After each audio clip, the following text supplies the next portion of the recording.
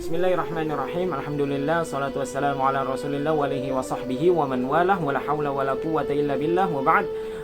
Sahabat Cijoku dimanapun anda berada, seringkali kita kalau lagi enak, lagi memiliki sesuatu, bahkan lagi misalkan memiliki harta, lagi kaya raya, atau lagi ilmu, menjadi orang alim, kadang pengennya tuh ngerendahin orang lain. Itu hawanya tuh, bawahnya pengennya begitu. Mungkin sebagian dari kita itu memang merasakannya demikian, dan itu mungkin memang sewajarnya, karena orang ketika berada di atas itu menganggap orang lain itu merasa kecil gitu loh, sehingga mereka senantiasa merasa meninggi, mudah sekali untuk sombong, mudah sekali untuk merendahkan orang lain. Oleh karenanya di dalam Al-Quran atau banyak hadis Nabi SAW itu memperingatkan untuk orang-orang yang berada di puncak, atau memperingatkan orang-orang yang gampang sekali itu muncul tingkat kesombongannya itu langsung ngegas gitu loh.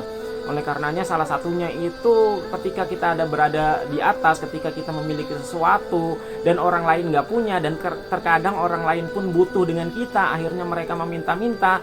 Itu banyak sekali diantaranya Allah Subhanahu Wa Taala menjelaskan untuk memperingatkan kita agar berhati-hati dari sombong, agar berhati-hati jangan merendahkan orang lain dengan mudah, dan seterusnya. Ini peringatan PR untuk kita yang mungkin Allah sedang memberikan kepada kita posisi roda kehidupan kita lagi di atas, entah itu memiliki harta atau memiliki ilmu.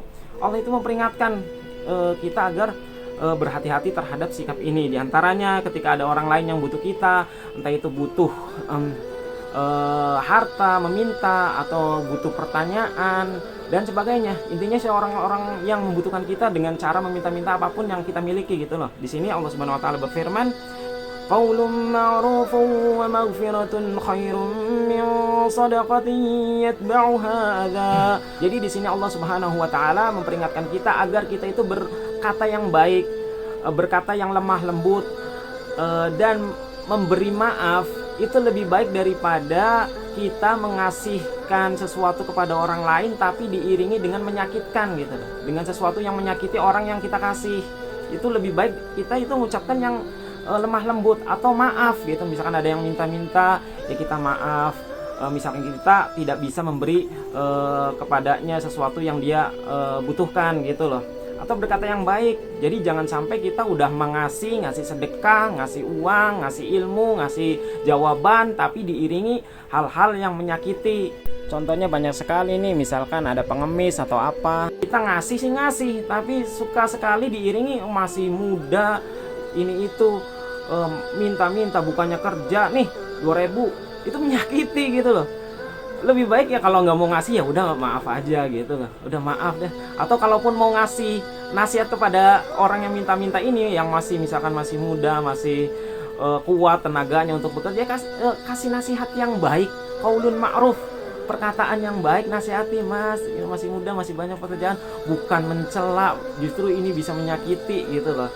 Jadi ini PR untuk kita untuk lebih menjaga lagi lisan kita untuk berkata-kata yang tidak baik, sementara kita juga ngasih sesuatu. Atau misalkan nih orang yang lagi punya diberi keluasan ilmu, misalkan ada yang bertanya, misalkan seorang guru di kelas ada yang bertanya, si murid kadang kala seringkali ditemui itu si gurunya itu ada murid bertanya, dijawabnya apa? Bukannya jawab malah kadang nyeletuk nyalahin si murid, kamu kemana aja tadi kan udah dijelasin.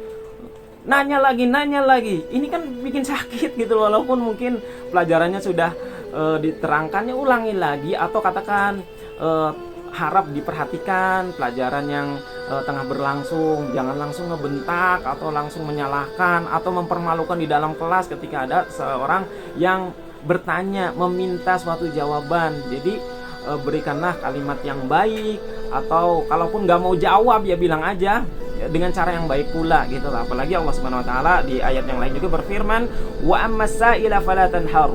Dan adapun terhadap orang yang meminta-minta, janganlah kalian ngebentak, jangan menghardik. Ya gitu contoh-contoh yang tadi. Kalau ada orang minta-minta apapun, entah itu harta atau meminta jawaban atau apapun, ya kita ucapkanlah ucapan yang baik, yang tidak menyakiti. Karena kenapa di sini dijelaskan as-sailu munkasirun bil faqri wa dhullus su'al.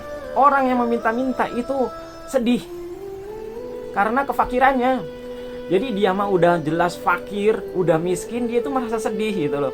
Dan orang yang meminta-minta itu, mereka itu terhina dengan cara dia, dengan cara meminta-minta. Fa idza damamta ila su'ar raddi tad'afa kasruhu Maka apabila kamu ditambahkan kan pertama nih orang udah lagi nggak punya, lagi miskin, entah itu harta ataupun ilmu, ingin bertanya atau meminta harta kepada kita, dia itu sedih gitu loh karena kemiskinannya. Kemudian dia pun sedih dengan kehinaan yang harus meminta-minta kepada kita, mau minjem hutang, ini itu, dia sedih gitu loh.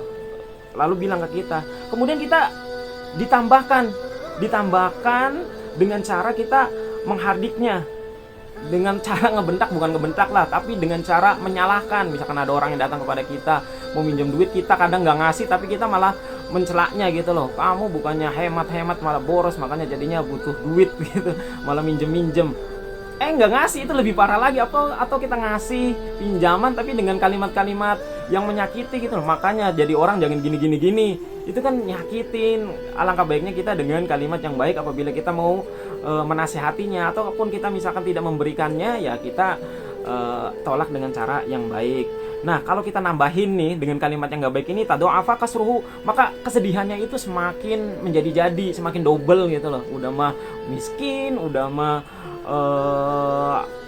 terhina karena harus meminta-minta, ditambah kalimat kita itu menyakiti dia. Itu banyak sekali orang-orang yang jadinya ingat terus sampai matinya, itu gara-gara kalimat ucapan kita ketika dia butuh kepada kita dengan cara baik-baik, kemudian kita menolongnya ataupun tidak menolongnya, tapi dengan disertai kalimat-kalimat yang menyakitinya, itu bakal keingat terus. Makanya hati-hati dengan lisan kita, berkata yang baik atau diam atau menolak dengan cara yang baik.